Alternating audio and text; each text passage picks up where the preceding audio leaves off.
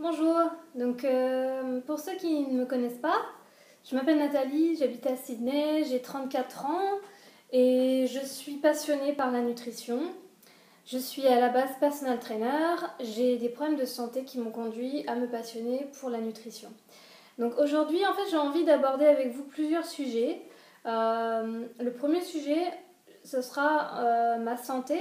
Peut-être que ça vous permettra à vous d'avancer sur votre propre santé. Ça vous ouvrira peut-être des pistes. Le plan, ma santé et la dernière crise qui s'est déroulée et qui est en train de se terminer. Ensuite, un autre aspect, plus un aspect, on va dire, le mental par rapport à la maladie et par rapport à la vie.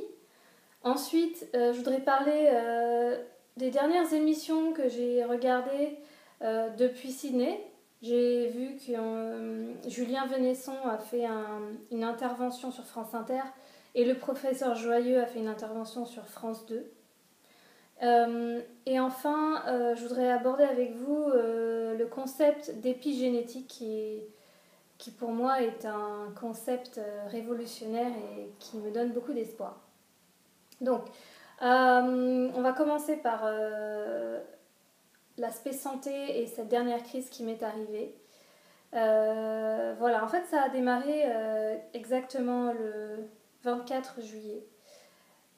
On va dire que les choses ne sont pas arrivées le 24 juillet parce que les choses arrivent progressivement et le corps donne toujours des signaux. Mais le point, on va dire, culminant,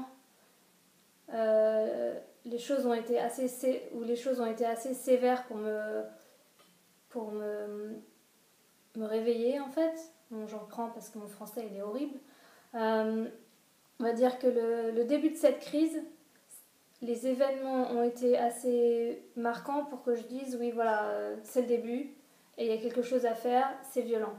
Donc le 24 juillet c'était le début, là on est je crois le 28 ou le 29 septembre, donc ça fait 2 mois.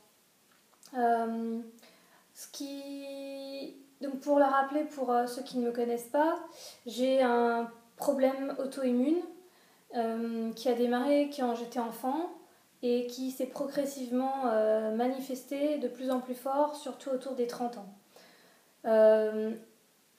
Les deux maladies principales que j'ai, c'est la maladie de Crohn et la spondylarthrite ankylosante.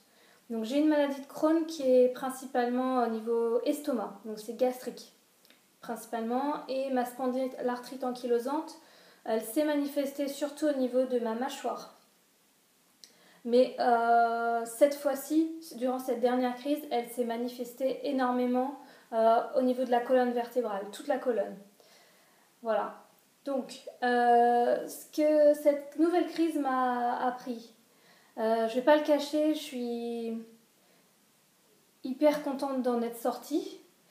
Et jusque-là, je m'en sors uniquement avec des compléments alimentaires. J'ai utilisé 2 médicaments, mais des médicaments qui habituellement ne sont pas suffisants pour résoudre la crise. Donc j'ai utilisé du paracétamol et un médicament qui s'appelle esoméprazole, qui permet en fait de réduire la production d'acide dans l'estomac. J'ai utilisé ça pendant 10 jours, les deux. Voilà, donc personnellement, je reconnais maintenant l'importance des compléments alimentaires. C'est-à-dire que ce que je suis en train de vous dire, c'est pas allez-y, cherchez des compléments alimentaires, gavez-vous. Pas du tout. En fait, je pense qu'une alimentation saine, équilibrée, individualisée, et c'est très important.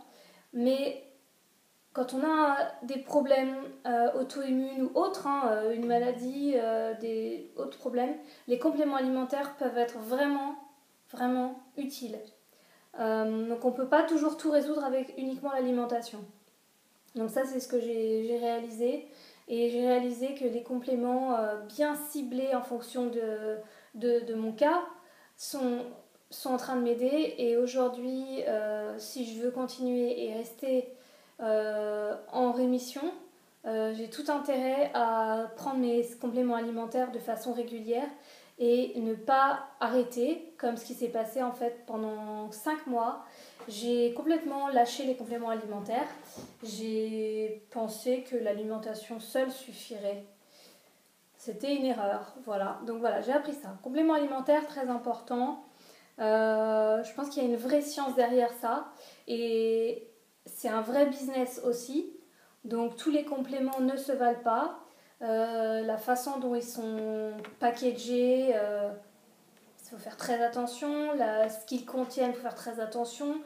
Le dosage que vous prenez, est-ce que c'est adapté pour vous? Enfin, c'est vraiment c'est vraiment un sujet à part entière. Ensuite, ce que cette crise m'a appris, c'est aussi le rôle de notre flore intestinale. J'en étais déjà convaincue avant. Là, j'ai réalisé que c'était crucial. J'ai fait un examen de sel il y a maintenant 8 mois qui avait révélé un gros déséquilibre avec des bactéries qui étaient en surcroissance, d'autres qui étaient complètement absentes. J'ai un peu négligé cet aspect parce qu'à ce moment-là, j'allais bien, que j'avais pris un emploi qui était très prenant et je me suis dit, je mets de côté, je sais que ma flore intestinale n'est pas terrible, mais bon, on met de côté, je mange bien et puis ça va aller. Bon, le fait est, on m'avait prévenu, tiens, tu as ces bactéries-là qui sont en surplus.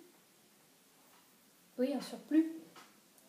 En fait, ça s'est révélé vrai et nocif, puisque dernièrement, donc durant cette période de crise, une de mes naturopathes m'a dit que cette bactérie était certainement responsable de la crise. Donc vous pouvez croire ou pas, moi je suis tout à fait bluffée et je pense que c'est exactement ça. Enfin, disons que ça a vraiment fait partie ça a été un élément déclencheur.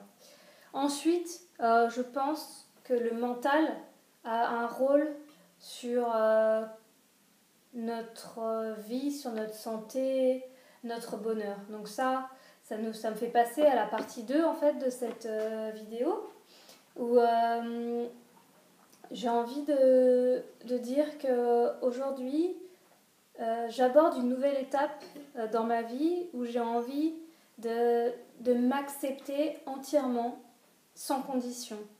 Je pense que ça va vraiment m'aider à avancer, à être en bonne santé et surtout à être heureuse et à vivre chaque moment à fond. Quand on dit à fond, ça ne veut pas dire que je vais faire n'importe quoi, mais ça veut dire que j'ai envie d'arrêter de me poser trop de questions